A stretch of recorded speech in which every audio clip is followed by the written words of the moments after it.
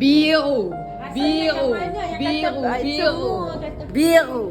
Pink. Mempersembahkan Nana dan Nani.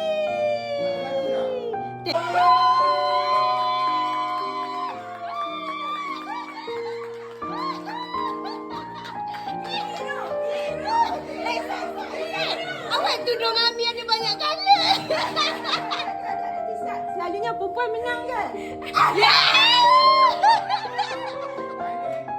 Nana nak peluk hak pakai baju pink je. Kita main. Hidung mati balik pun pink. Kan untuk kami dua nak pilih colour ni. Hari dua colour dia. Dia pun dah standby 2 colour. Dia pun last minute. Dia jadi macam Nak ambil yang mana satu? bos pakai biru, suami bos pakai pink. Ami tadi kat atas tu memang duk pink biru ke ataupun macam mana? Abi memang tetap. Sebab Abi memang beli pergi shopping beli baju biru. Tapi Abah pun beli baju biru. Tapi tiba-tiba dia beli baju pink. So dia tak boleh tetap. Tapi tak apa. Kita meraihkan pendapat masing-masing. Umur nak biru. Tak, dia nak ingat pregnant dah biru dah. Ni hati tak bolak-balik. Tengok keadaan rumah ni macam rasa macam nak balik rumah sat nak ambil baju satu lagi. Duk bawa baju warna apa?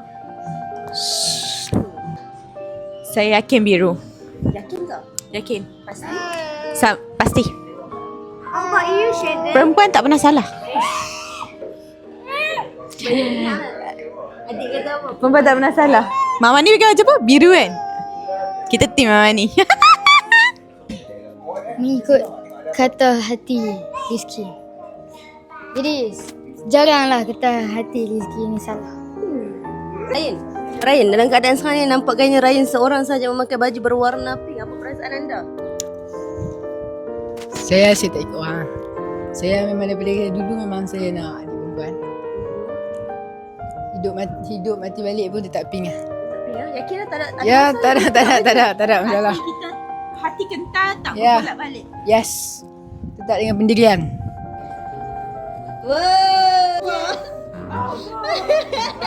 Alhamdulillah juga. Akhirnya ada juga sama dengan apa. Oi, bayang ni. Aduh. Aku penuh hati lu pink. Ayah, boleh pelak. Boleh ni pink. Sama dengan ni. Sama dengan abang.